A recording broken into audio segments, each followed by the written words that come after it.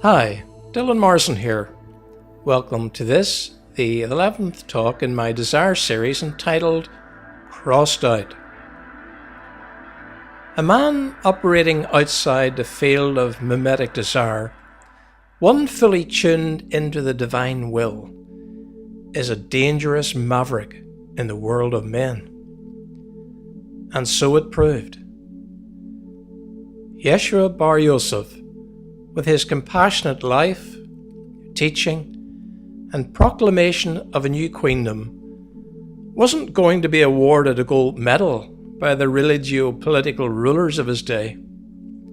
Something had to give, and the Nazarene himself realized the tragic outcome that awaited him as he set off along the long Jerusalem road.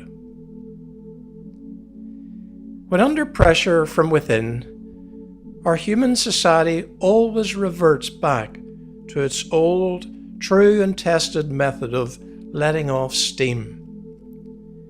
The scapegoat mechanism is the only release valve that ego knows of getting rid of the disturbing grit in its oyster world. And so it was with the Galilean. The Roman political establishment, with its centuries of conquest and subjugation, hadn't got to where it was by letting free thinkers have their own way. Institutional Judaism had maintained its godhold on the Hebrew people through its violent gagging of reformist prophets doing their thing outside their sacred authority structures. Most of Yeshua's predecessors had met an extremely sticky religious end. So when a community feels under threat, it strikes back. The fear of revolt and subsequent reprisals drove the uneasy alliance of Rome and Jerusalem, one that was to try and get rid of Yeshua and his radical message for good.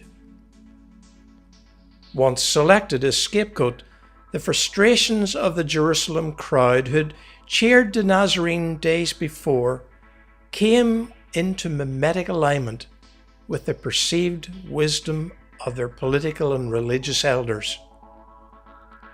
It came as no surprise to their Galilean victim, though. Hadn't he exposed the hidden violence of the human heart in much of his teaching?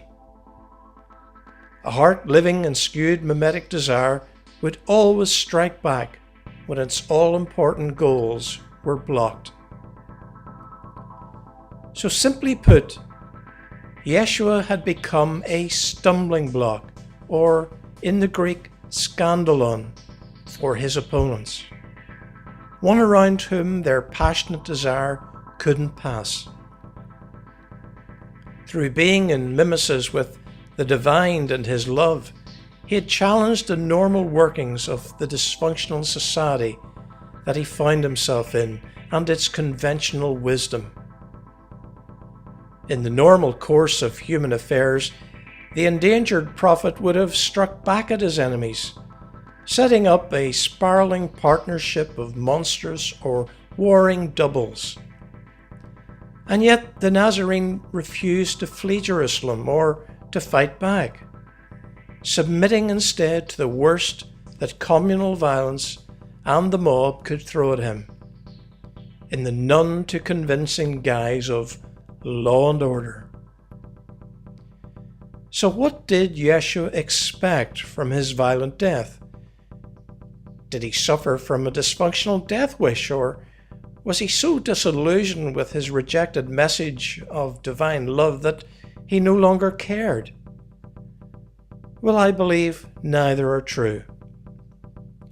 Something deep within the Nazarene assured him that he'd been born for such an apparently tragic scenario.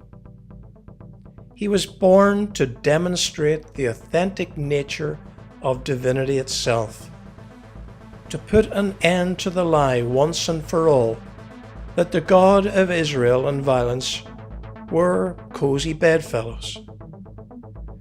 By allowing himself to become an innocent scapegoat victim, he was revealing the inherent hypocrisy of all political and religious power, the lie that aligns law and justice with the source of all. The itinerant preacher's broken body would reveal the innocence of divinity and its overwhelming determination not to enter into rivalry with its created sonship, no matter how dysfunctional they may be. Something very primal and earth-shattering was taking place as the dying prophet cried out, "It is finished!" Something much more dangerous than the normal Christian interpretation of payment for sin. Rather, I believe that Yeshua opened the lid of the scapegoat mechanism lamp and expelled the genie of violence that loves to lurk within the respectability of religion and culture.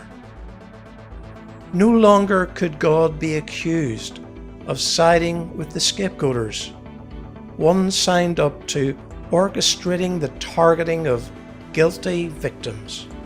No, divine love had well and truly allowed its colours to be nailed to the mast that acted as a Roman gibbet. The so-called divine judge had instead revealed himself as the victim of his own creation. A God whose power paradoxically lay in the depths of his utter weakness. Yet how do we know that Yeshua wasn't just another failed Jewish messianic reformer, one who ultimately deserved his barbaric end? Well, I'll attempt to answer that one in my next talk.